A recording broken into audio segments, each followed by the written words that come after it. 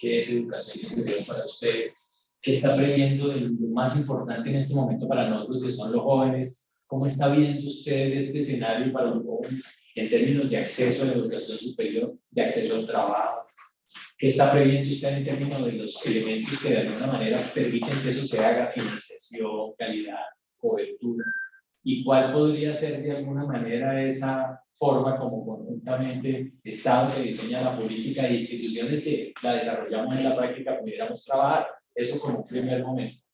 El segundo momento es este encuentro, que es donde materializamos un par de compromisos a largo plazo.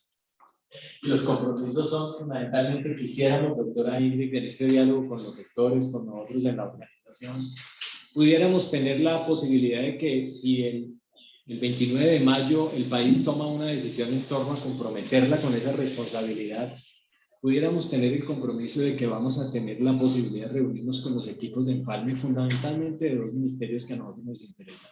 Los equipos de empalme del Ministerio de Educación y del Ministerio de Ciencia y Tecnología, porque son los equipos de empalme a quienes nosotros les podemos decir que esto es lo que se ha hecho, no lo desperdicie y esto es lo que habría por hacer. Para pasar a un cuarto momento, y es que una vez hecho ese encuentro con los equipos de empalme, pudiéramos dejar en el plan de desarrollo, que es donde queda lo que usted puede hacer como presidente de este país, lo que puede hacer por el sector. Entonces el formato es una hora, yo le invito a que la dividamos tal vez en 3 momentos, esta horita. Buenos días. Sí, me regalan una telemática, pero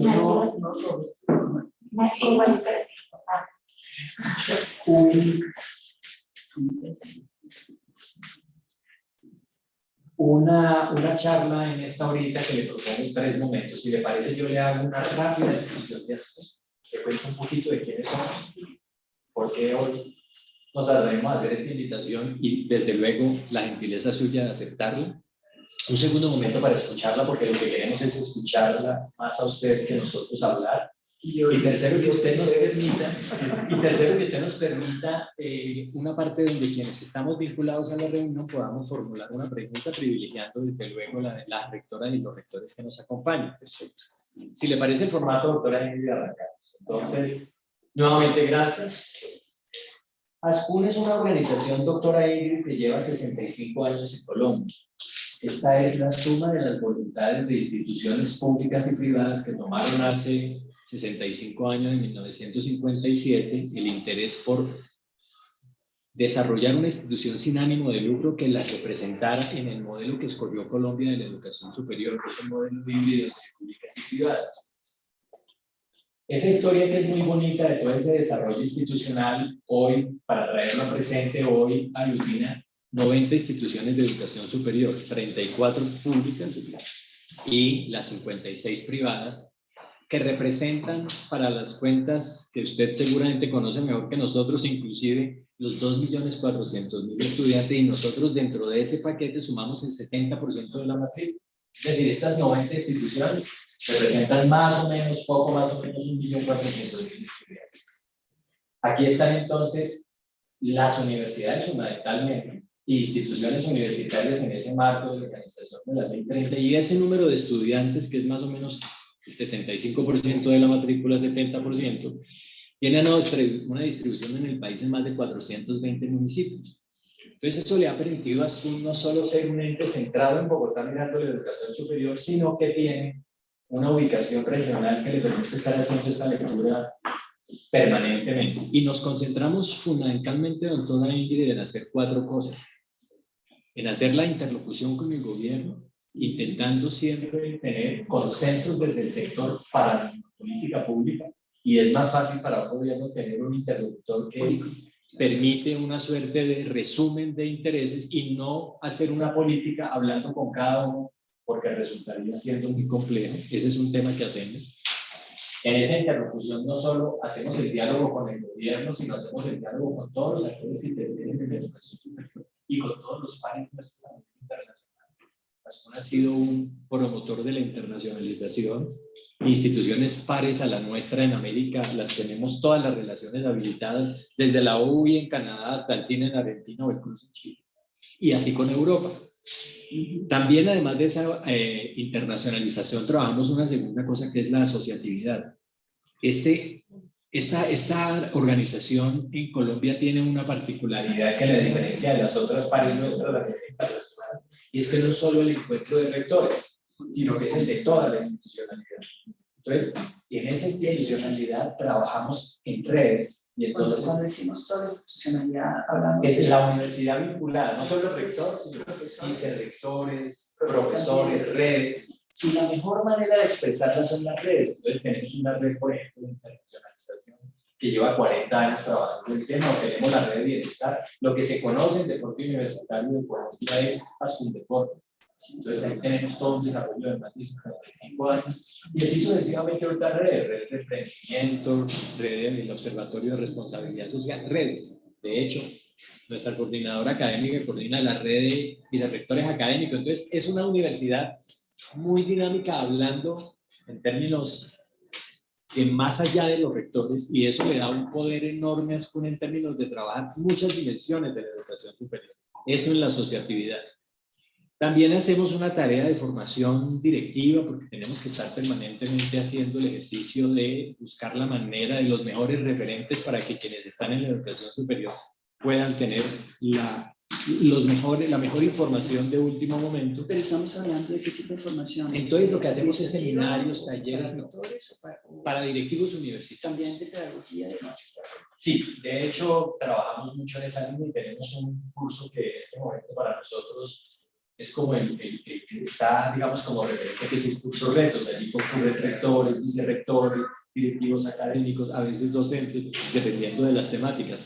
Y también ofrecemos una suerte de articulación entre el Estado, las universidades y la sociedad para organizar algunos programas, unos programas que por el Estado tener la dificultad de ponerse a contratar a cada uno, hace un ejercicio con nosotros y nosotros a su vez con las universidades. Les doy un ejemplo de eso. Nosotros hemos coordinado en los últimos 13 años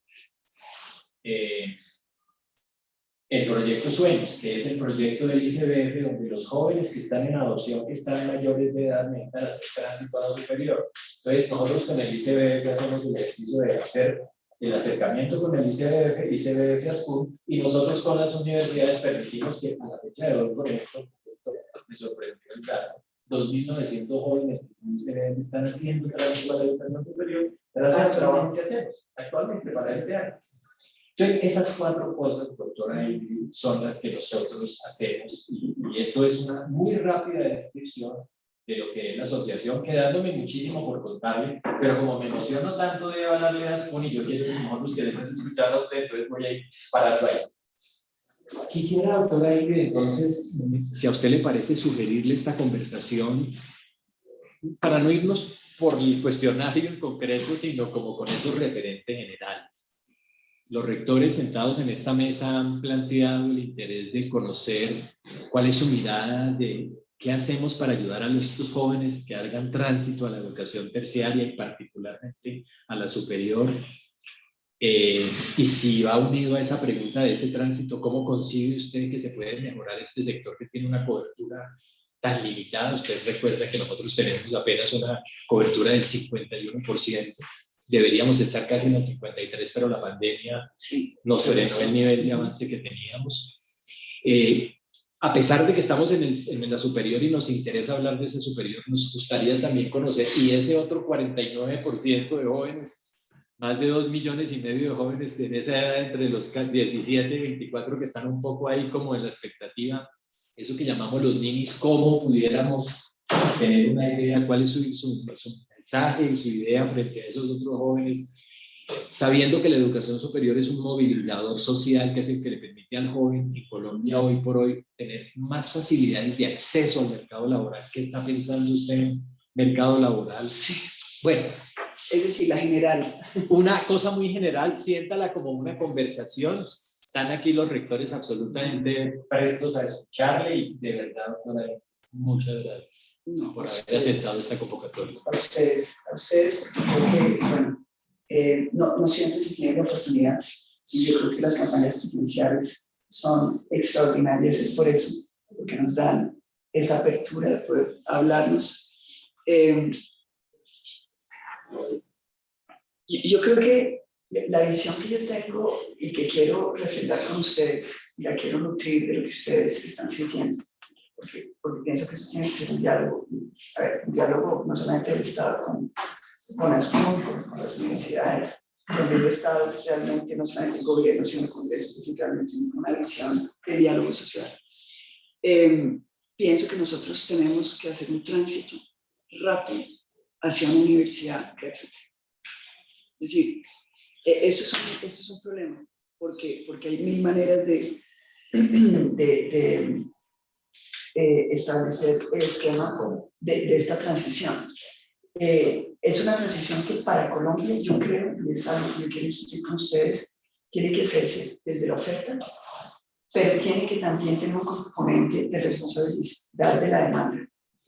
Creo que si bien tenemos que partir de la base de que tenemos que lograr esa gratuidad a todos los niveles, obviamente la pública, porque pues, la privada es otro panorama, pero sí creo que tiene que haber también por parte de la población económicamente privilegiada un aporte a un fondo de solidaridad que nos permita hacer que esa gratuidad sea al 100% de cobertura.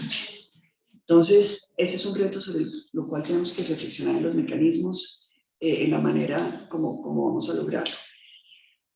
Cuando hablo de gratuidad es porque siento, y usted lo dijo muy bien, que es decir, todos los colombianos, la educación es una ambición, es un sueño, es el apalancamiento hacia una posibilidad de salir de las trampas de la pobreza y por lo tanto tiene que estar dentro de una reflexión de qué país queremos. No puede ser dentro de una reflexión sobre podemos ofertarle a los colombianos jóvenes, sino cómo podemos nosotros lograr que esta reflexión sea la de qué país queremos, en términos de igualdad, en términos, cuando digo igualdades a todos los niveles, igualdad económica, también de género, étnica, etc. Y a nivel de apertura al mundo. Yo hablo de una revolución educativa, porque creo que esa revolución educativa tiene que tener dos componentes fundamentales y por eso la universidad se tiene que encadenar a todo el proceso educativo ex ante, es decir, desde el preescolar. Porque vemos que los exitosos en la universidad son los niños que han tenido la oportunidad de tener una estimulación temprana a nivel preescolar. Y tenemos que lograr ese encadenamiento a todos los niveles y en particular de manera muy activa de las universidades con la educación media. Que podamos ir llevando procesos universitarios ya al finalizar la educación media. Dos polos para mí de reflexión muy importantes. El bilingüismo. No creo que podamos seguir educando a nuestros jóvenes sin establecer el bilingüismo como requisito absoluto y esto desde el preescolar. Pero obviamente para que una vez en la terciaria podamos que nuestros jóvenes estén completamente globalizados, es decir, que tengan el acceso a todo el conocimiento que está ahí, que entre otras esta es una generación con un potencial extraordinario, porque si estamos hablando de cuarta revolución, es una revolución del conocimiento, que por lo tanto implica que nos podemos montar en esa revolución en cualquier momento. No es una ventaja comparativa estática, geopolítica o de riquezas naturales que eso definen. Aquí es, si nosotros logramos poner a nuestros muchachos al nivel del mundo, nosotros podemos estar creando un país que aporte en investigación avanzada. Entonces eso tiene que ser nuestro enfoque. Bilingüismo para eso es importantísimo. Y todo el tema del digital. Es decir, todo lo que son técnicas de punta, de comunicación, lo que ahora llaman los expertos el alfabetismo digital, que es esa posibilidad de que los niños desde los 9 años estén trabajando en ese mundo de lo virtual, de la interconectividad, Es decir, es una revolución en realidad. Esta revolución, si la sabemos manejar bien, nos puede lograr salir de los cuellos de botella que hemos tenido en Colombia para la educación, que es los territorios, cómo llegar allá. No tenemos infraestructura, no tenemos docentes que quieran ir allá. Entonces, esta virtualidad sí nos puede dar la posibilidad, si logramos que no se roban la plata de la interconectividad, que eso es una de las razones por las cuales tenemos que estar muy, es decir, lo digo con una visión, digamos, muy crítica. La razón para luchar contra la corrupción es porque los primeros damnificados son los programas sociales. Claro.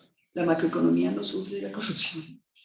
La infraestructura menos, porque de todas maneras se hacen, son negocios, sí, pero los programas sociales, educación, salud y pensiones son ahí donde si se desaparecen los recursos, se desaparecen.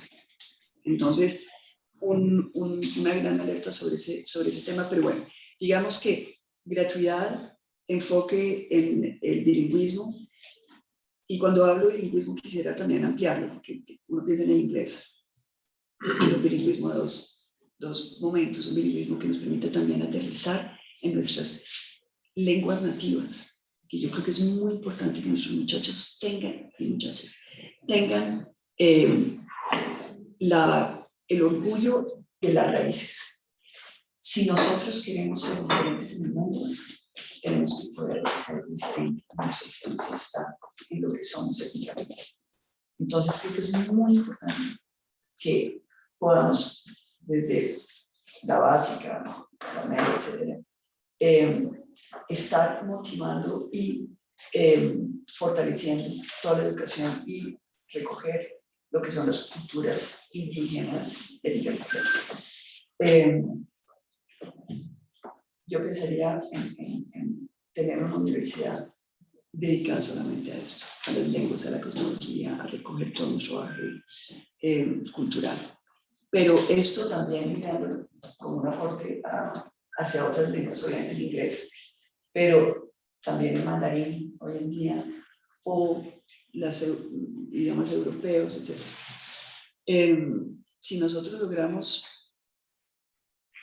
cumplir con ese propósito, esta generación de hoy podría estarse insertando con éxito en esa revolución que llamamos la cuarta revolución del conocimiento.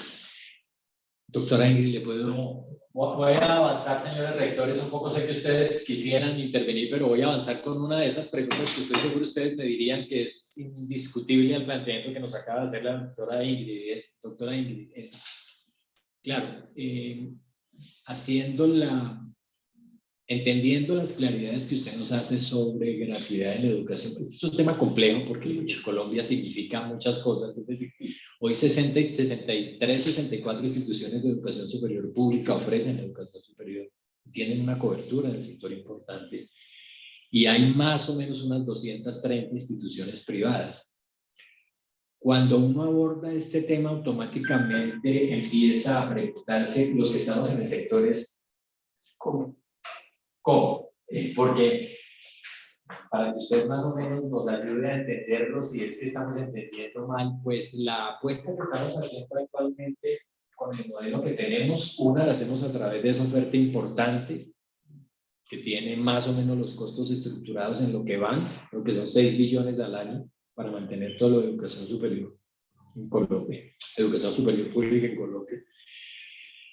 Pero pues es indiscutible que las familias están abordando el otro gran paquete de posibilidades de acceso a la educación superior, pero sobre cómo y sobre qué tiempo pudiéramos hacer esa transición es la gran pregunta, porque resulta siendo bastante bien recibido por las comunidades cuando uno les habla de voy a llevarles educación gratuita. O sea, eso es muy bien recibido. Y quienes las ofrecemos empezamos a decirnos, ¿pero cómo? Para poder acompañarlo. O sea, lo que queremos es identificar Ahí es donde queremos llegar. De acuerdo. Yo creo que hay que sincerarse, es lo primero que tenemos que hacer. No toda la población puede estar en carreras de 5 años, lo primero. Entonces tenemos que tratar de crear módulos que nos permitan tanto ofrecer esas carreras clásicas de 5 años que todas son muy costosas, pero eso tiene que ser una opción, pero también tenemos que ofrecer módulos, y yo creo que eso es algo sobre lo cual tenemos que intervenir.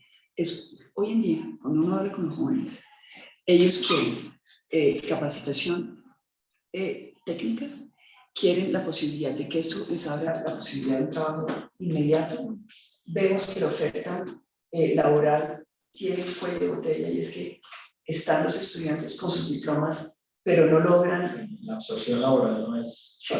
Entonces ahí tenemos que lograr también ese cuello de botella. Entonces, primero unos módulos de manera que el estudiante va a hacer un menú de lo que quiere hacer y de lo que quiere estudiar.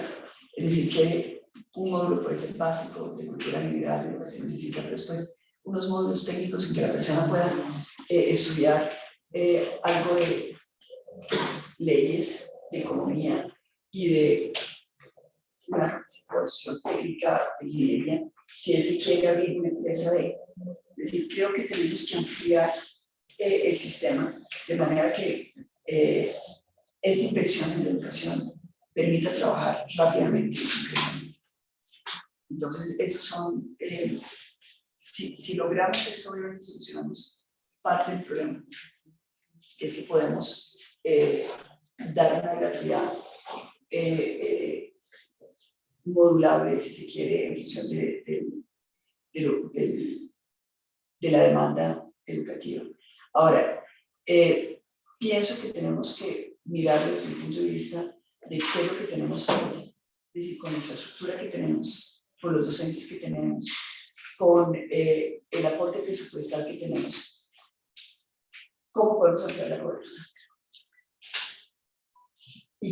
Y en función de eso, cuáles son los criterios que tenemos que analizar para o tener más presupuestos o cambiar los destinos presupuestales.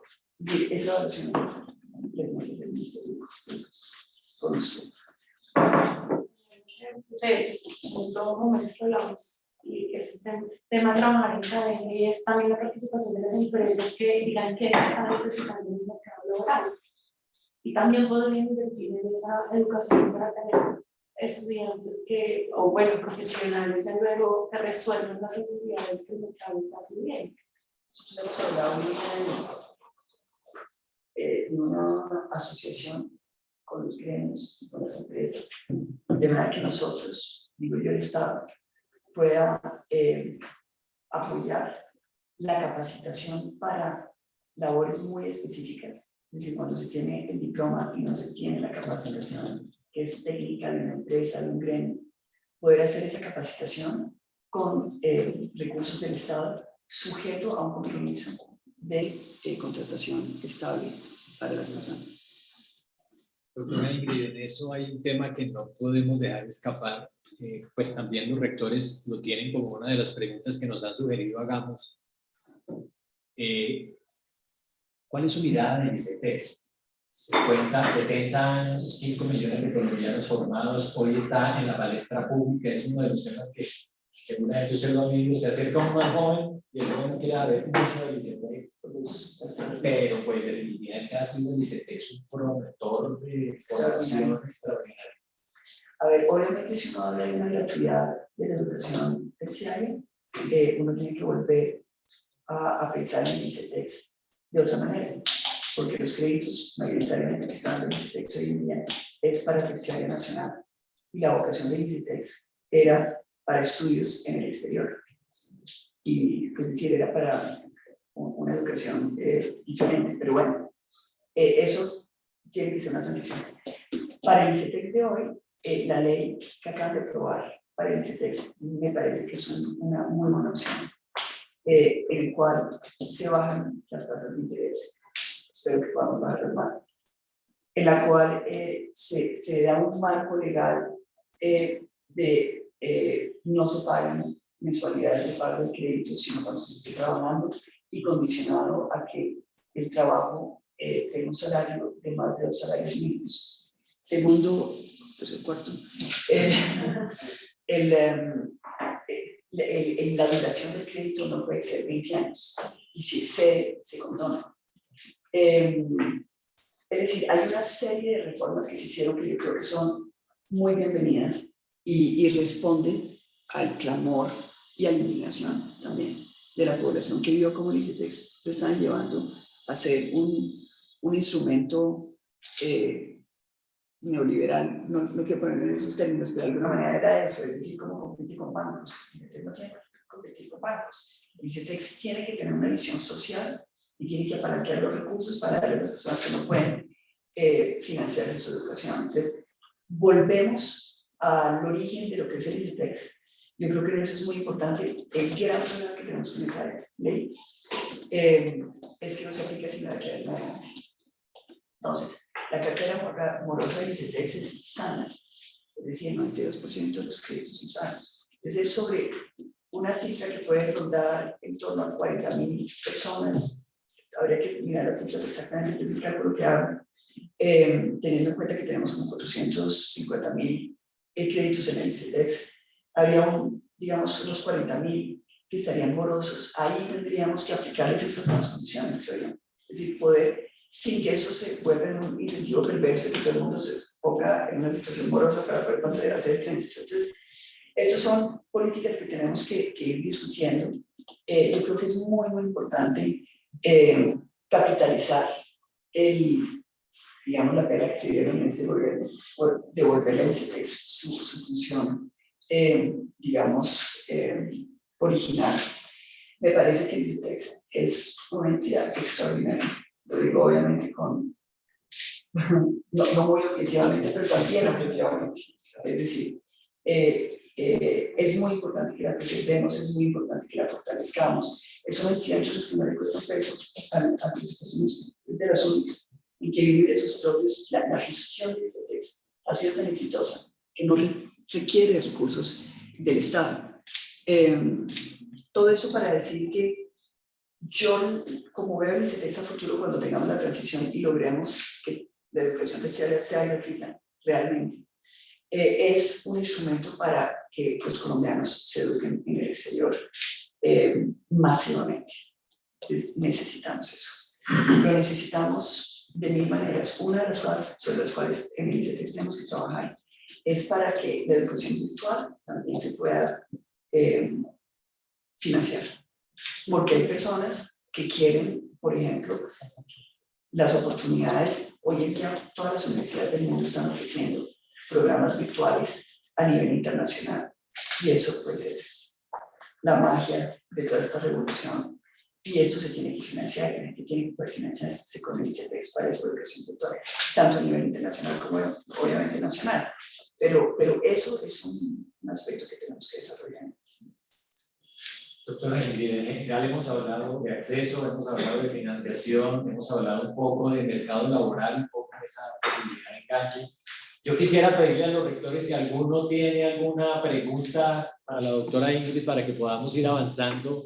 Yo tendría dos más, pero quisiera abrir la posibilidad, rectores, si ustedes quisieran hacer alguna pregunta, por favor, les escuchamos.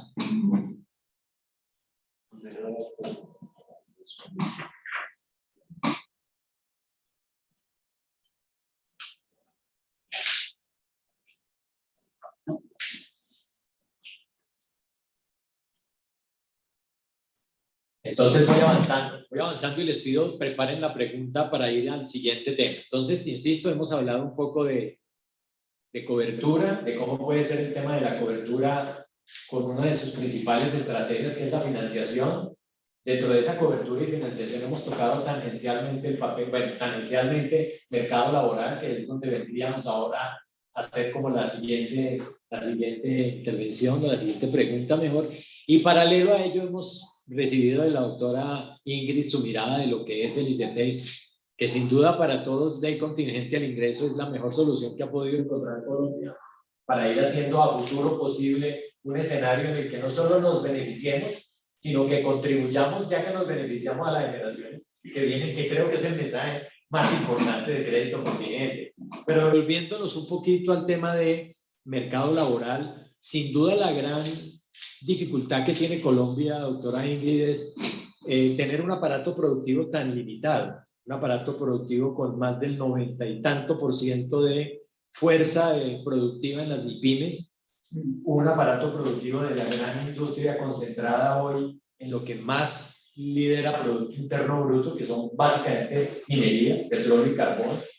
Y eso pues de alguna manera hace que las posibilidades entonces de acceder al mercado laboral se vean cada vez más limitadas. Nosotros tenemos unas cuentas, cuando nos ponemos a ver estas cifras de vida, son que nos angustian porque salen más o menos 480.000 estudiantes de la media, se vinculan a educación superior más o menos el 38%, unos 180.000, y de esos 180.000 que ingresan a la educación superior, doctora Ingrid, 90.000 se gradúan, y de esos 90.000 que se gradúan, doctora Ingrid, el tiempo de enganche laboral ha venido aumentando de manera dramática en Colombia. Los tiempos de enganche para nosotros eran más o menos 3 semestres, ahora estamos casi en 8 semestres para enganche laboral.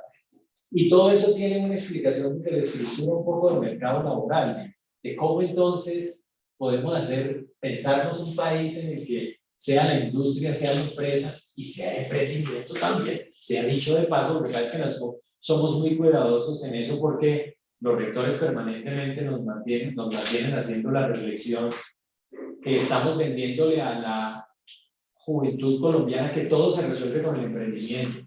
Y usted lo sabe porque ha estado con la posibilidad de tener ese tema en observación por su posibilidad de conocer el mundo, que el emprendimiento sí es una oportunidad y muy grande, pero no es para todos.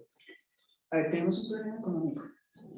Es el tamaño de nuestra economía, que si bien es importante, realmente es para el número de habitantes que tenemos. Sí,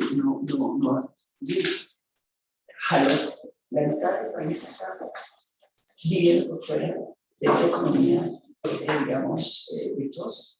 La otra mitad está en la ilegalidad, en la informalidad. Es decir, ese es el reto. Entonces, creo que nos toca apostarle en un inicio al emprendimiento.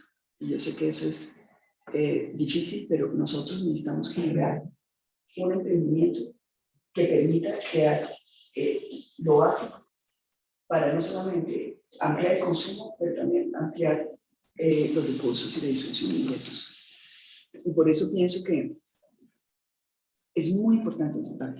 Los jóvenes hoy en día tienen una visión del mundo diferente a la nuestra. Nosotros nos educaron para estar en una oficina y trabajar en horarios fijos. Los jóvenes de hoy no. Ellos quieren no tener un jefe, quieren trabajar en las diferentes actividades donde se sienten potencialmente con ventajas comparativas y quieren la posibilidad de tener estabilidad. Yo creo que nosotros tenemos que darles las posibilidades de que sean exitosos en ese nuevo mundo donde ellos quieren operar. Para eso, por eso los nodos del conocimiento, creo que es muy importante que ellos puedan comenzar a trabajar muy rápidamente, haciendo como el acopio de lo que necesitan para ser exitosos. Es muy importante que las universidades y los gremios podamos, y obviamente el Estado también, podamos crear un entorno en el cual les demos la capacitación para ser exitosos. Me explico. Cuando uno analiza en las empresas, digamos, que se registran anualmente, aquellas que finalmente logran salir adelante y aquellas que quieren, hay una serie de comportamientos repetitivos sobre los cuales nosotros podemos accionar rápidamente. Uno es, no hay análisis de mercado. Las personas comienzan con la idea de un emprendimiento que te lo veas, o no sé, ser un influencer o lo que sea, y no hacen un barrido de cuál es el mercado y cuál es su competencia, es decir, ante quiénes van a competir. Eso es uno primero. Segundo, no tienen una visión clara del manejo de las cuentas. Entonces, son cosas, es decir, son empresas unipersonales en las cuales el ingreso termina subsidiando el funcionamiento de la empresa. El ingreso del trabajador y del emprendedor termina financiando la empresa.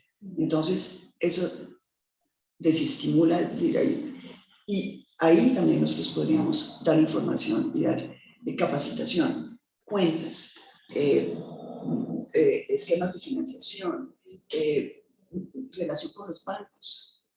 Es decir, darles como una hoja de ruta que les permita a ellos, con la experiencia sumada de los demás, y no hacer los errores que todos están haciendo. Proveedores. No tienen un análisis de proveedores, tampoco tienen un análisis de cómo llegarle a los consumidores. Es decir, las cosas básicas, pues tienen buenas ideas, tienen buenos productos, tienen creatividad, pero los metemos en un sistema donde es como un austerizer, los mueren. Y eso es muy frustrante, y eso va llevándolos hacia informalidad y hacia la ilegalidad. Entonces, yo sí creo que tenemos que tener como una parte de esos módulos tienen que ser cómo ser un empresario exitoso, y tiene que ser algo muy, digamos, centrado en la experiencia de los exitosos y de los que no han sido. Hay unas cifras que son también impresionantes, y es que el 75% de las empresas que fracasan están lideradas por mujeres. Esto es bien interesante. Primero, porque el 40% de los hogares en Colombia son mujeres que hacen familia. Es decir, que las mujeres están llevando un peso enorme en sacar a nuestra sociedad adelante. Pero es un esfuerzo solitario, aislado, sin conocimiento. Y es mucho recurso, entonces, económico, que se pierde porque no podemos encauzar esos esfuerzos. Entonces, en términos de productividad, de competitividad, digamos, de costo social y económico. Entonces, ahí yo creo que tenemos algo tenemos que hacer. Ahora, ustedes hacen preguntas, yo también tengo preguntas. Pero yo voy a hacer una paréntesis, si me permite. Sí. Cuando uno tiene la oportunidad enorme, porque esto para nosotros es una oportunidad enorme de tener a una persona que se está pensando el país, o sea, pero que además tiene una coyuntura en este momento especial, y es que se lo está recorriendo y lo está leyendo, y entonces rompe el esquema de esto es una cosa que estás pensando allá, pero otra cosa es lo que me estás diciendo aquí. Quisiera decirle cuáles son esas preguntas que usted está viendo en el territorio que nosotros estamos respondiendo. En educación superior hablo particularmente. Bueno, yo creo que hay que ver una frustración, porque la gente tiene como esa concepción de que el diploma da plata. Y no. Es decir, ¿qué da plata? ¿Qué da recursos? Sí, un diploma ayuda, pero también la suerte. Yo sé que es terrible la decir, pero hay algo que es intangible, que es la red social, la gente con la cual uno se encuentra, la persona que le abrió a uno la puerta, que le dio a uno una oportunidad. Esos son intangibles que cuando no se dan, frustran. Entonces, en los territorios, yo lo que veo es el aislamiento social, que es realmente un problema. Si la gente, entonces ahí entran a actuar los políticos de turno, y entonces se vuelve un tráfico de influencias, y es lo que queremos. Uno quisiera que el político hiciera eso, pero sin cobrar, que pudiera tener esa vocación de servicio, de ser, digamos, un eslabón en todas estas cadenas, porque el político obviamente tiene acceso a información, tiene acceso a poder, tiene acceso a recursos, pero que esto fuera hecho de una manera que no implicara corrupción. Ahí tenemos que tener una pedagogía anticorrupción desde el inicio de la educación hasta el final. Es decir, sí tenemos que lograr que la política sea virtuosa y no un círculo que lleve después a otro tipo de comportamientos que relacionan al individuo con el narcotráfico, con la delincuencia, con la guerrilla. Uno ve a los ciudadanos desprotegidos frente a esta voluntad de ellos de salir adelante decentemente, la falta de oportunidades y la inexistencia del Estado y todas las oportunidades que se presentan a través del ilícito. Entonces ahí sí tenemos un problema muy fuerte. Eso es lo que yo veo. Mucho miedo de género. Las mujeres están saliendo de los territorios porque cuando son mamás tienen hijas, ellas ya las han violado, no quieren que las violen, salen, y entonces estamos viendo también cuadros impactantes de mujeres muy valientes que terminan llegando acá o llegando a las ciudades. Y que se encuentran con una situación dramática, y es que si ellas dicen que son venezolanas, las ayudan. Y si no dicen que son venezolanas, no las ayudan. Entonces ahí también tenemos que hacer algo rápidamente, porque la gente está desesperada.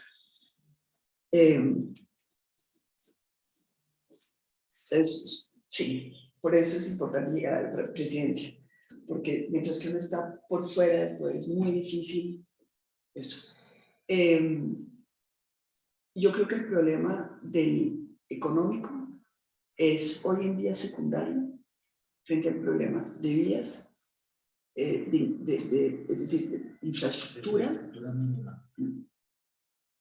porque precisamente por toda esta ilegalidad, la gente está viviendo en Colombia en otro mundo, donde hay algo de recursos, pero no tienen cómo que esos recursos apalancuen prosperidad y legalidad. Entonces también es un tránsito que tenemos que hacer. ¿Cómo vamos a lograr que los que están metidos en esa ilegalidad tengan un sentido para el ahorro? Son esquemas dramáticos porque en realidad nuestra idiosincrasia se ha vuelto muy mafiosa, y la idiosincrasia mafiosa es produzco mucho para consumir mucho y si me matan.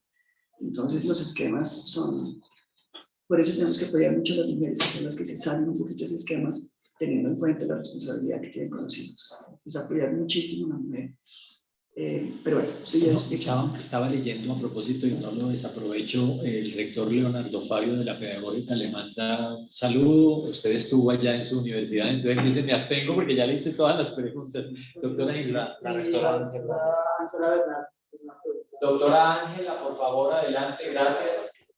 Muchas gracias, muy buenos días para la doctora Ingrid. Me encanta poder escuchar de viva voz cuáles son las apreciaciones que tiene sobre estos temas tan importantes para el país y más en el caso nuestro para la juventud y los posibles estudiantes que quieren ingresar al sistema de educación superior en general, no solo hablando de instituciones relacionadas con universidades, sino a nivel, como bien lo ha dicho en la conversación, estamos hablando de un nivel técnico, tecnológico, de la posibilidad de engrosar estos espacios para que los estudiantes estén en el ecosistema como denominamos actualmente. Yo quisiera hacerle una pregunta con respecto a los procesos de calidad sobre el cual sé que nuestro director Oscar en algún momento también va a hacer el comentario, pero sí quisiera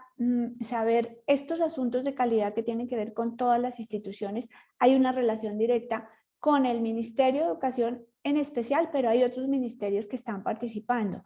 Y en estos asuntos de calidad nosotros hemos visto que si bien existen unos documentos valiosos que se han construido con participación de nosotros en particular, hay unos programas que llegan del exterior y así como se ha mencionado hay programas virtuales y ahorita tenemos una fortaleza de poder contar con mayores programas y estas posibilidades y todas requieren el apoyo en recursos técnicos y tecnológicos para llegar precisamente a las regiones. Yo quisiera saber cuál es su apreciación con respecto a la relación del ministerio en particular como un garante de calidad, del Ministerio también de Ciencia y Tecnología, del Ministerio de las TICs y actualmente nosotros, y sé que las instituciones que tenemos programas del área de la salud, tenemos también esa relación con el Ministerio de Salud. Quisiera saber cuál es la apreciación y cómo considera esta relación entre los ministerios y nosotros como instituciones de educación superior. Muchas gracias. Bueno, muchas gracias, doctora Bernal. yo creo que el Estado y hablando del Ministerio de Educación, tiene que lograr disciplinar de alguna manera el marco de capacitación y entrar en una conversación muy franca con FECODE. Creo que ahí hemos tenido creo que adicionalmente es absurdo, porque todos deberíamos estar como empujando hacia el mismo lado y vemos unos enfrentamientos que no son lógicos. Entonces, creo que es necesario, y esto lo estoy diciendo en todos los sectores, creo que es necesario que el Estado, el gobierno en particular, los ministerios, tengan mesas de diálogo permanentes. Nosotros no podemos seguir legislando desde, o legislando, no gobernando, pero gobernando desde los escritorios. Porque nosotros creamos unas situaciones perversas, creamos unas tranqueras, creamos unas crisis que probablemente no se hubieran generado si hubiéramos tenido este tipo de diálogos. En el tema de la capacitación, el mundo entero está en una carrera para lograr la mejor capacitación, porque eso es lo que nos permite subir el nivel para llegar al próximo nivel, que es el de investigación y desarrollo. Si nosotros no tenemos la mejor capacitación y no tenemos doctorantes, no vamos a tener la posibilidad de generar un conocimiento que sea, es decir, que sea disponible gratuitamente a todos, para que de ahí las empresas, los emprendedores, la sociedad puedan nutrirse para establecer sus patentes y ahí sí comenzar a generar esa economía virtuosa de la investigación.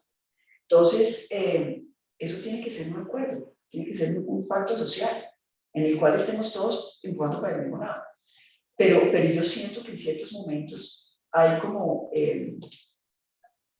lógicas de cuerpo que no nos dejan avanzar.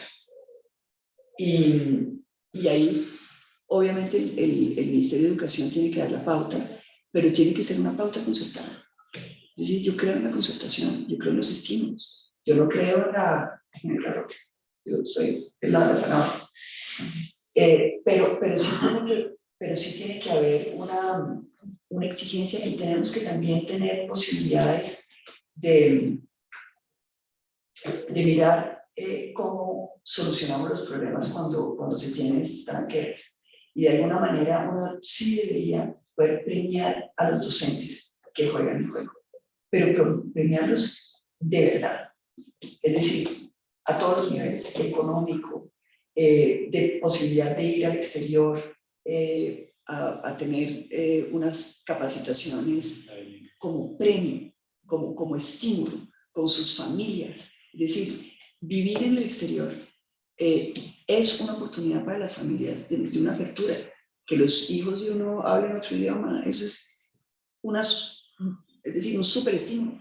Entonces, tenemos que lograr hacerlo de manera que podamos romper esas lógicas de estancamiento y hacer de Colombia un país donde la lucha de clases no se nos mete, o la política o la ideología no se nos mete en la docencia y en la educación. Es decir, tenemos que salir de ahí. Yo, de todas maneras, les digo, soy una anti-ideológica total, porque he visto durante mi vida que la ideología sirve para tanto mal, y duré 6 años secuestrada por una ideología que no tuvo sentido, que yo creo que tenemos que salir de esas camisas de fuerza. Yo sé, doctora, que no le estoy contestando completamente, pero digamos que esa es la intención. A partir de ahí, hacer la tarea. Mire, yo creo que tenemos que hacer la tarea. En Colombia no hacemos la tarea. Tenemos los recursos. El recurso destinado desde el punto del presupuesto nacional de educación es el mayor rubro. Si hay que ampliarlo, se amplía, pero tenemos que ver resultados en cobertura. Y esto me lleva a voltear la pregunta a ustedes. Miren, yo necesito reflexionar. Es decir, ¿cómo vamos a lograr hacer desde el punto de vista de la reflexión de las universidades un diagnóstico que nos permita decir, bueno, estos son los recursos que tenemos? Podríamos ampliar la cobertura de esta manera si nosotros hacemos estos ajustes. Los llevo a los años 60, que es algo que me parece impactante para Colombia. En los años 60 nosotros teníamos muy poco presupuesto, muy poca educación y, digamos, un analfabetismo galopante. En cuestión de 4 años logramos duplicar la posibilidad de educación, de cobertura, para lo que fue la primaria, pues la básica y la media.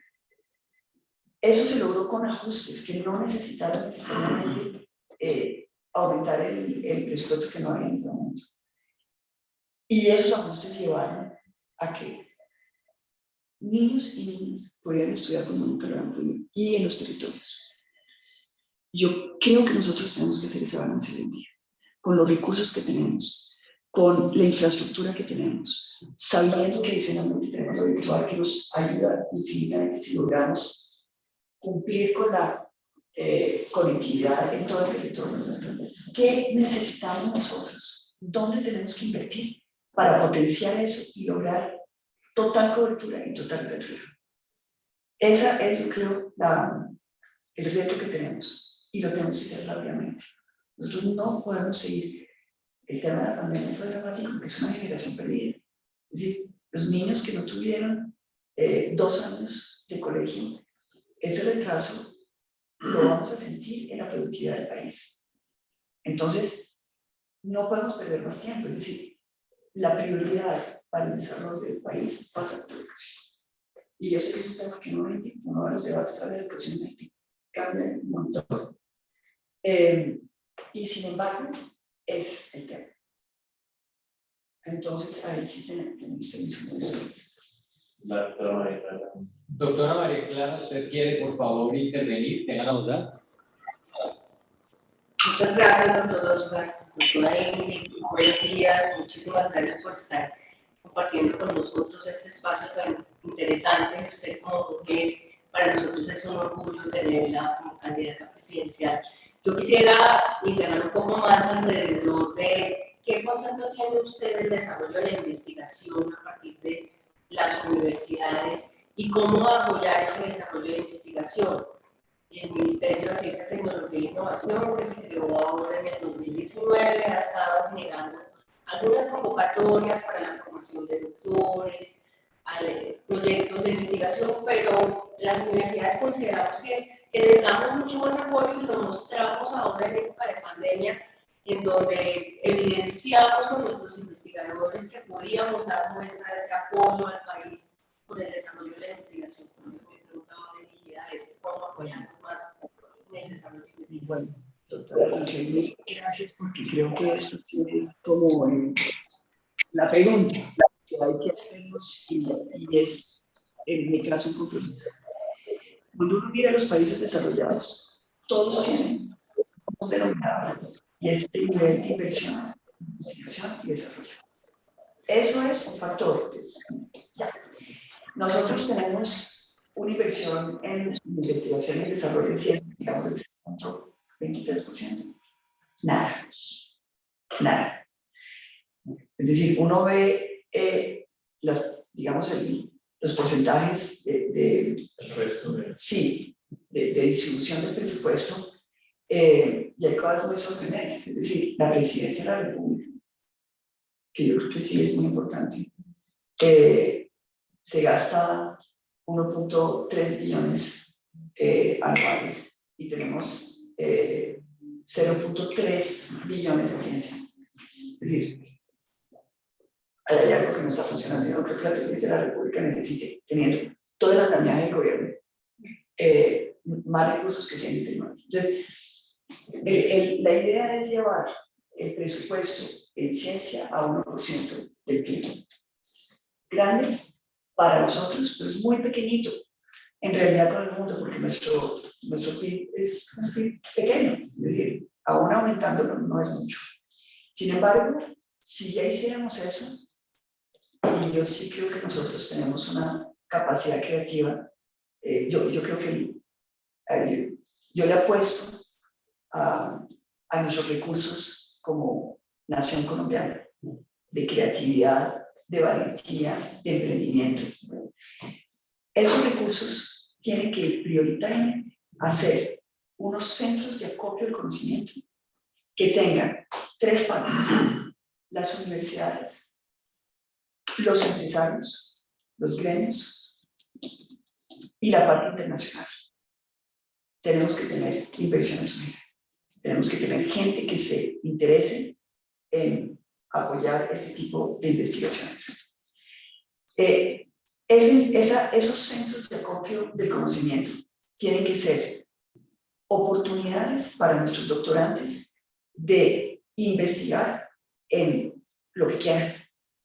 Porque que los gremios paguen por investigar lo que ellos necesitan, pero que el esfuerzo del Estado esté vertido a que abramos la compuerta de la creatividad y no, yo creo que es en el único espacio donde no deberíamos tener nichos de exportación, sí, propuestas para el medio ambiente en términos de crédito del carbono, muy bien. Hay sectores en los cuales nosotros tenemos que aplicarle, digamos, una selección priorizada, pero no en investigación y desarrollo. Ahí abramos las puertas a los colombianos para que investiguen lo que quieran. Y financiamos que esa investigación se pueda dar in situ, virtualmente con otros espacios de conocimiento o viajando. Hay veces que uno necesita, y todos lo sabemos, conectarse humanamente para que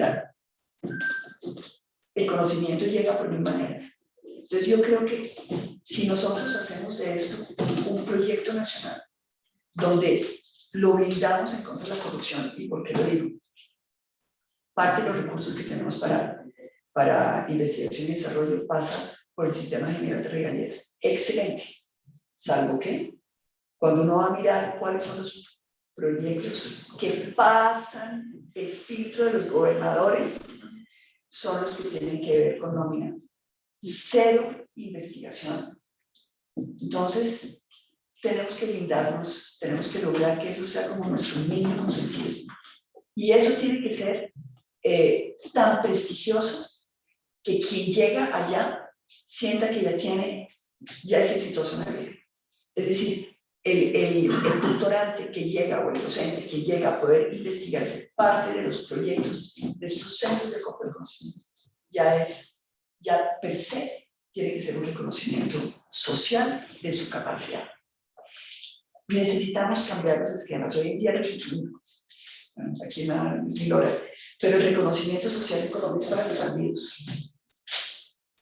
Las garantías son para los bandidos. Tenemos que transformar nuestra manera de pensar de manera que el reconocimiento social sea a los que, no a los que tienen, sino a los que son. Es otra manera de sentirnos, de vernos. Entonces, por eso es muy importante su pregunta, doctora Rangel, porque yo creo que nosotros sí podemos hacer muchísimo. Eso pasa por presupuesto, pasa también por unidad de voluntades, pasa por la posibilidad de interconectarnos, pero pasa también por una lucha contra la corrupción.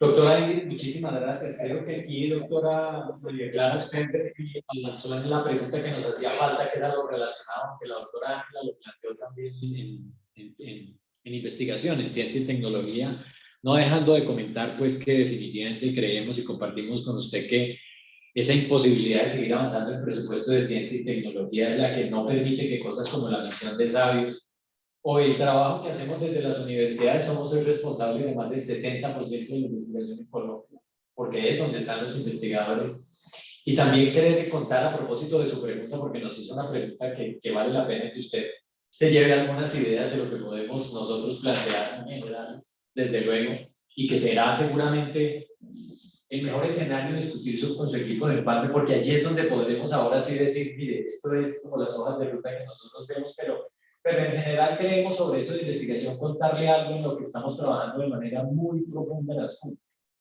El liderazgo de los rectores nos ha permitido ir materializando un un tema que hemos denominado métricas responsables, que eso se traduce, una palabra muy técnica y parecida como muy inoportuna, pero es un escenario en el que estamos reflexionando hoy, doctora Ingrid, de que si bien es cierto, el investigador debe darle rienda suelta a su investigación, sí es importante que se cocine a resolver problemas. Correcto. Entonces, en un país con un presupuesto tan limitado, con un número de investigadores tan limitado, lo que estamos invitando a SPUN es que privilegiemos la investigación que resuelve problemas. Y creemos que una de las llamados de atención hacia el próximo gobierno tiene que ir en ese sentido. Y en eso las universidades somos el aliado estratégico. ¿Por qué? Porque estamos en los territorios, porque tenemos los investigadores y porque habría que superar esa barrera presupuestaria que a veces nos genera dificultades y recibir esas orientaciones que la última comisión de sabios describió para ir haciendo la solución de los problemas. Porque también tenemos que reconocerlo, que ahí tenemos que modelar muy bien el discurso de la independencia con que el investigador aborda su inquietud intelectual y las necesidades que la sociedad tiene. Y eso tiene que ir perfectamente siendo correspondiente. Yo no puedo permitirme ponerme a hablar aquí de Los Ángeles Verdes cuando el país está necesitando economía verde, por ponerle un ejemplo, ¿sí? Una cosa que resulta... Tendríamos que negociar. No, de acuerdo, pero es un planteamiento. Porque sí, porque yo pienso que es muy importante, sí, hay que mirarlo. Yo creo que es importante que tengamos ambos, es decir, que tengamos un porcentaje de esos recursos dedicado a las soluciones de problemas muy concretos, y eso va a ser, digamos, hacia donde van a jalar los gremios, porque ellos sí necesitan que les solucionen problemas concretos a nivel de su productividad, de la manera de resolver temas de procesos de creación, etc. Pero también creo que tenemos que apostarle a una libertad de investigación. Y esa libertad de investigación en realidad tenemos que conectarla internacionalmente. Porque si bien aquí puede que nuestra demanda o nuestros problemas sean muy concretos, lo que estamos viendo es que los grandes saltos tecnológicos y, digamos, en la ciencia se dan,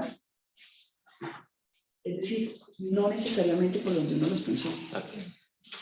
Entonces sí me parece que nosotros tenemos que abrir esa llave y dejar que, porque si no lo hacemos acá, nuestros cerebros se fugan y van a buscar en el extranjero quién los financia para hacer lo que ellos quieran. Y deberíamos sí tener la posibilidad de que se queden acá con el contacto internacional, pero que esa investigación sea para los colombianos. Es decir, que podamos patentar ese conocimiento a favor de la industria colombiana o del conocimiento colombiano y que ese sea el aporte de nuestro mundo. Si no, nos vamos a quedar, yo creo, en una investigación que va a ser más bien una investigación para la innovación y no para el descubrimiento. Doctora Ingrid, usted nos hizo una pregunta y la doctora Sandra nos está haciendo caras. Entonces, para nosotros poder contar un poco de respuestas, le voy a entregar lo que teníamos. Nosotros acabamos de desarrollar, con la indicación de los señores rectores, el último estudio de análisis de la sostenibilidad financiera de comunicación superior. Este no es el libro que lo dice todo, pero sí es una reflexión con la última data que hay para reflexionar en cómo abordar el tema de financiamiento de la educación superior en un sistema mixto como el nuestro. Entonces, ¿cómo se complementa ese con el libro que me entregaron? Empresarios por la educación. No, empresarios por la educación, no. Cuando estuvimos en la pedagógica. El estudio del SUE. Está recogido parte aquí, pero digamos, ahí está solamente visto lo público. Y esto es público y privado. Entonces, este es un documento que ya le hacemos llegar. El otro documento que queremos entregar es un estudio que, a propósito, una de sus autoras está sentada aquí a nuestro lado, que es la doctora Elizabeth Bernal, que en compañía del doctor Yamit Salmi y Marta Laverde de la Fundación LUM, hicieron un zoom sobre la medición del impacto de las políticas de promoción de equidad en la educación superior. Este documento va a ser presentado ahora en la Conferencia Mundial de Educación Superior, ahora del 18 al 20 de mayo, y es un estudio que recoge en los temas de equidad y promoción de equidad una lectura muy importante de la educación superior. A propósito, sí. La conclusión. Pues una de las conclusiones más grandes que justo le da nombre es que se generan políticas gubernamentales. A veces se lanzan sin proyección y sin visión de sostenibilidad, o con una visión corta, por ejemplo, ampliar cobertura sin tener en cuenta permanencia o graduación. Personas que entran, pero que al cuarto, quinto semestre ya salen, que es peor, porque salen con una idea de fracaso y magnífico no existe. Y lo otro es políticas que se generan sin revisar lo que pasó con políticas anteriores. Sí, sin hacer balance. Sí, entonces un poco llamaba allí el mensaje principal es midamos qué pasó antes y siempre que se lance una política lancemos cuáles son los indicadores que nos van a permitir mirar que está funcionando, ¿no? Para que realmente tengamos cambios a largo plazo, no sean estas Es acciones. decir, que en el diseño de la política tengamos también el diseño de los indicadores para medir la política. Exacto. Y las proyecciones favorecen, digamos, de ahí todas las estrategias de proyección en política pública interesantes, son los laboratorios que hacen, digamos, visiones a futuro hipotéticas, pero allí, por ejemplo, se generan escenarios a futuro con lo mejor que pudo pasar, con lo peor que pudo pasar y con espacios intermedios. Entonces, eso en política pública se está usando porque a veces uno parte de la buena intención, pero no piensa y si sale mal. Y si va en contra de lo que queríamos inicialmente. Y si se crean incentivos perversos, ¿no? Esos son los problemas que Como lo que ha tenemos. pasado en ciencia, tecnología e innovación, ¿no? Se dieron incentivos y empezó a generar algo que no se quería. Entonces es como el mensaje. El otro documento que le queremos entregar es un que hicimos en la Asociación sobre internacionalización estratégica, sobre la internacionalización de la educación superior. Nosotros fuimos impulsores y hemos venido trabajando mucho en el tema de la internacionalización. Esto tiene que ver con lo que usted nos tocó un poco de cómo cómo le facilitamos la posibilidad para que los colombianos también tengan esa experiencia internacional, pero también vista Colombia como destino, doctora. Colombia hoy tiene una de las más importantes oportunidades estratégicas en términos de ser un país destino por varias consideraciones y unas limitaciones, pero las consideraciones, pese a todo lo que hablamos mal de nuestro país, este es un país que a la gente le gusta. O sea, si no, no tendríamos los datos de migración norteamericana en estos momentos que están de alguna manera presionando el turismo. La mayoría son norteamericanos, claro, tiene que ver allí alguna cosa de diferencia monetaria y demás, pero aquí entonces una mirada muy de la educación superior de internacionalización. Queremos darle... ¿Le pasa una pregunta? Sí, por favor. Es que como los quiero aprovechar, porque Pero por supuesto. Dentro de, es decir, las ventajas comparativas que tiene Colombia para que estudiantes vengan a estudiar acá, ¿cuáles serían? Yo le menciono tres. Una es que no se vende solo el programa, los jóvenes quieren tener experiencia académica, pero no solo experiencia académica, quieren tener relación con el ambiente, con el entorno. Entonces nosotros estamos en la apuesta de decirle a Colombia, al mundo, Colombia no solo te vende la posibilidad de ir a la universidad UIS, Colombia te vende la oportunidad de ir a la UIS a conocer la región de Santander. Colombia no te vende a Bogotá, no te vende a la Universidad X en Bogotá, te vende la posibilidad de ir a una ciudad metropolitana que genere el 20% del Producto Interno Bruto y que es una metrópoli con estas consideraciones ecológicas y ambientales. Es eso. Ese es un primer elemento. Entonces, Colombia no solo vende una institución, que también hay que decirlo, nuestras instituciones han venido en una suerte de mejoramiento de calidad que les permite hoy estar en una muy buena posibilidad de compararse en términos de otras instituciones de la región. Y ese desarrollo en calidad lo apreciamos cuando nuestros estudiantes van a las universidades en el extranjero y son recibidos de una manera maravillosa. O sea, que mándame esos tipos, le dicen a los universitarios nuestros, le dicen a las autoridades académicas, mándame más tipos de esos que vienen. Eso nos permite decir que hay una suerte de mirada de lo local, de mirada en calidad buena, con interés, y Colombia se está convirtiendo y puede ser para nosotros desde ASCUM, visto con los rectores, es el mejor país para, por ejemplo, aprovechar el avance de la formación en el español. Sí, o sea, nosotros tenemos una fortaleza en eso enorme. Lo está haciendo en este momento Costa Rica, por ejemplo, y lo hacen otros países. Esa es una ventaja, desventaja que tenemos para planteársela de una vez, es que eso, esa ventaja de saber el español, conocer el español, también nos pone un reto en el que usted lo acaba de describir perfectamente cómo solucionarlo. Porque mucho de nuestra oferta de posgrado, mucha de nuestra oferta de alta formación se limita, pues porque la gente no quiere venir a tener la oportunidad en inglés, y el inglés no es meter una asignatura en No sé cómo hace 30 es años. mucho más. Pues si me lo pregunta por ahí, va a ser Es muy importante. y alguna reflexión de la que hicieron nuestros rectores, y aquí hay como una mirada de la educación superior vista por nuestros rectores, hablando precisamente de las tensiones y perspectivas en educación superior. No lo quiero despedir, es que el doctor Juan, y quería hacer algún comentario, pero por favor, adelante. Yo sé que estamos ya con los minutos contados, porque es que han sido tantas cosas y el panorama tan grande que de crédito, de aumento de cobertura, de brechas regionales, de gratuidad, de cómo se ve hacia adelante, y de la pregunta que plantea de cómo desde la universidad se puede acompañar eso para dar respuestas.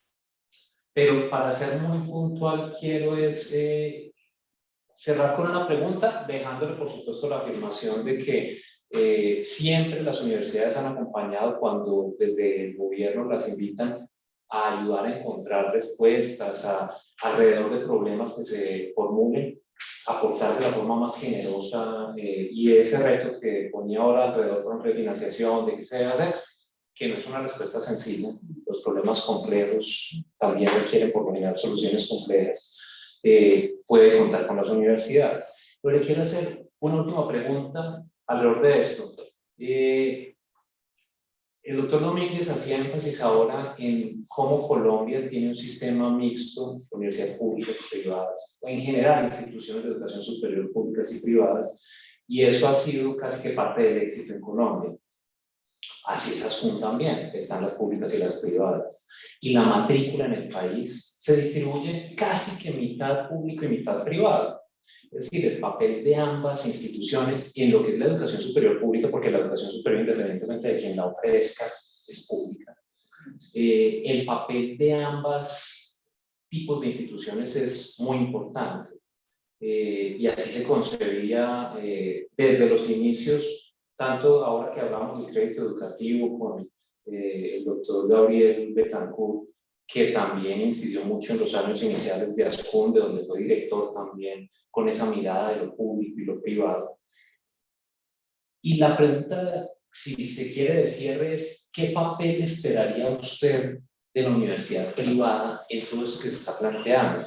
Partiendo de que estamos hablando de educación superior pública, independientemente de quién lo ofrezca, pero en un panorama en el que se aspira a la gratuidad, en el que se aspira a trabajar con la empresa, universidad, empresa, Estado, en el que se aspira a cerrar brechas regionales, en el que todo lo que nos ha descrito, ¿qué papel esperaría usted para este cuatrienio, que sería como su periodo presidencial, que jugar la universidad privada, pues porque hemos oído ya otro papel de la pública? Bueno, yo creo que para mí sería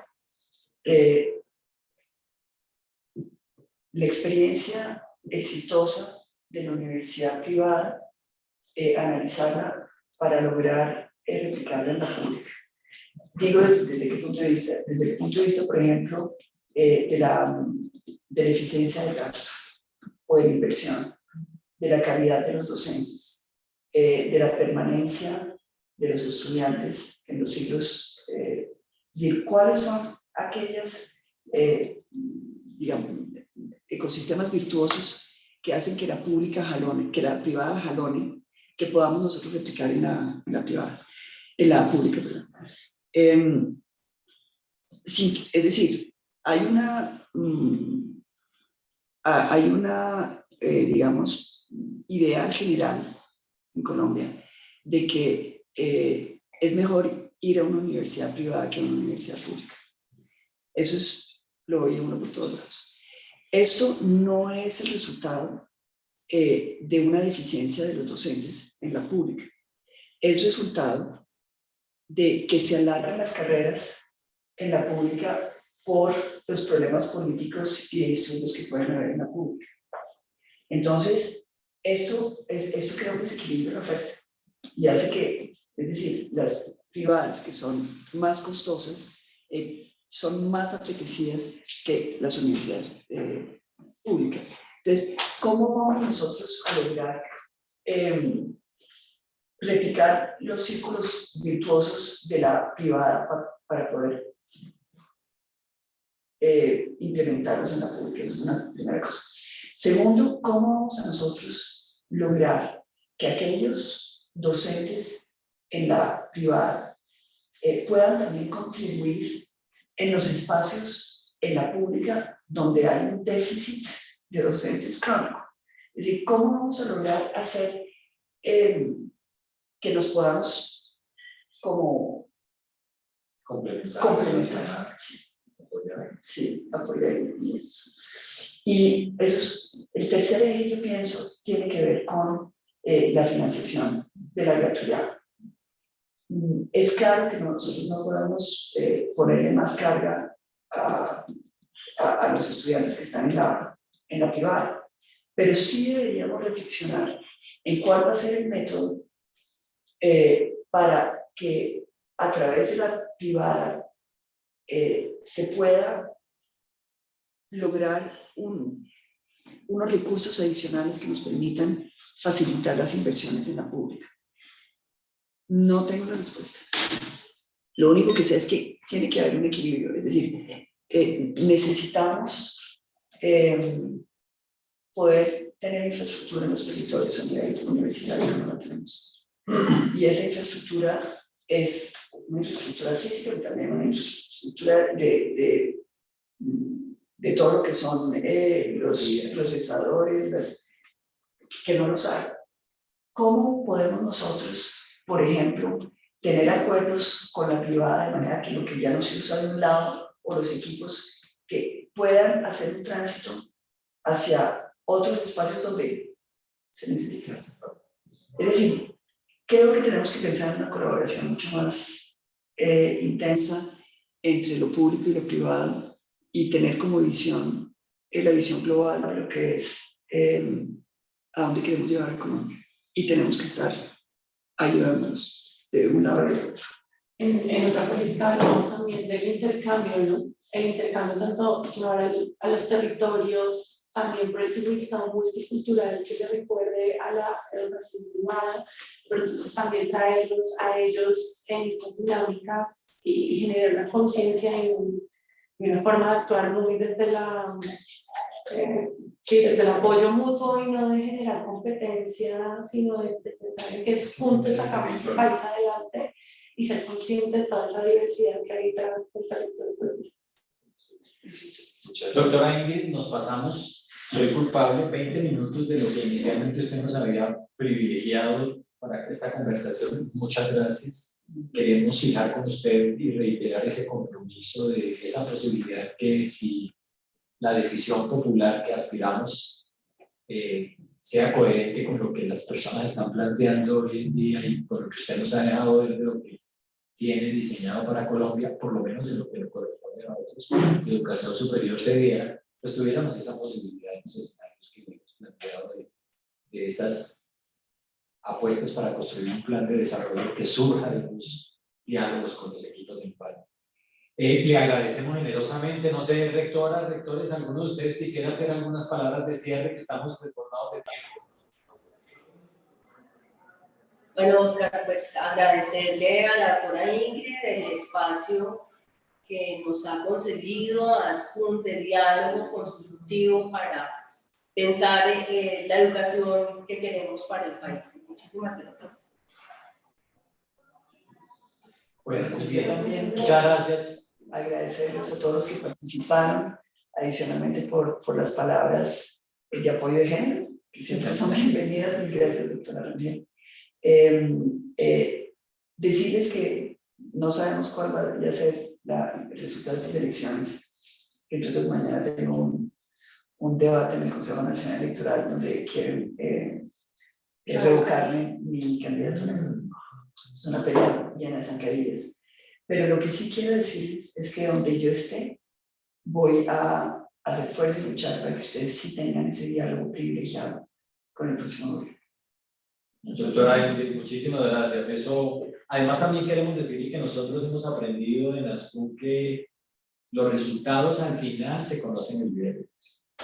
Entonces a nosotros eso de las fotografías, porque nosotros trabajamos en estadística permanentemente y en lecturas del comportamiento de las poblaciones. Entonces la foto que usted toma en un día, al otro día seguramente no representa ni el brillo solar ni la humedad. Muchísimas gracias, doctora. A ustedes, rectora, rectores, muchísimas gracias. Gracias, Doctora, hasta pronto. rectores, doctores, muy amables.